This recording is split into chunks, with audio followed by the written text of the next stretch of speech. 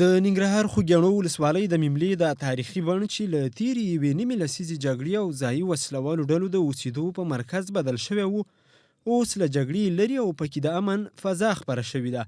د مملې باغ د څیرمه سیمه کې ځایي خلک که څه هم له حکومته د یاد باغ د بیا جوړېدو غوښتنه کوي، خو دا هم وایي چې 2 میاشتې وړاندې د ننګرهار کرنې ریاست یو شمېر کارمندانو په شریکه له دې باغ څخه شاوخوا 2000 بېلابېل ډوله زراعتي بوټي غلا او پیسې خپلو شخصي جیبونو ته اچولي دي. په باغ کې نظامي اډانه غواړو. دا یو سیاحتي مرکز دی، تاریخي مرکز دی. زمونږ ونې وهل کېږي 1500 کلن تاریخ. زما ونه خلک وهي. د زراعت ریاست ورسره شریک دي، د زراعت رئیس ورسره شریک دي، مامورین شریک دي. په وروسته کال 9 دانې صبحګان خرڅ کړي وچ وهلي دي. د همدوی یو مامور دی، نوم بینا خلم خو موږ ورسره شریک دي. پیسې جیب ته لاړې دي. 2 میاشتې مخکې د همدې باغ نه 2000 بوزغلي ونې خرڅ شوي، نارنجان خرڅ شوي دي، مالوکان خرڅ شوي دي. پیسې شخصي جیب ته لاړې دي. حکومت ته پیسې نه ځي. خو د ننګرهار کرنې ریاست سرپرست رئیس ضمیر بهسودی بیا د ځایي خلکو له لوري پر دوی لګول شوي تورونه ردوي. دا به دومره حقیقت ته نږدې نه وي، دا بالکل موږ ردو.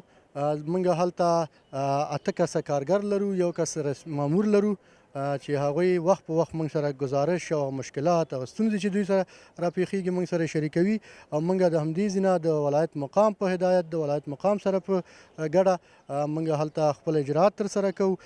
ما درته ویلې چې موږ سږکال د نارنجانو او د نرګس د ګلانو څخه 90,000 افغانۍ عاید ترلاسه کړی چې هغه مو بانک ته تسلیم کړی تحویل کړی.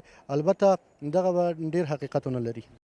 له یاد باغ څخه د زراعتي بوټو غلا سربیره د مملې یو شمېر ځوانان وایي په سیمه کې د تېرې یوې نیمې لسیزې جګړې د دې باغ تاریخي ښکلا په کنډه او کپر اړولې چې حکومت باید د بیا رغېدو چارو ته پاملرنه وکړي څو پخوانی تاریخي ارزښت یې وساتل شي.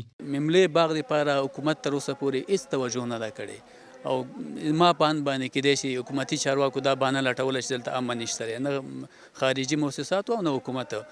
اوس الحمدلله دلته امن دی، او د موږ خواهش او هیله هم همدا ده د حکومت څخه چې دلته کار وکړي.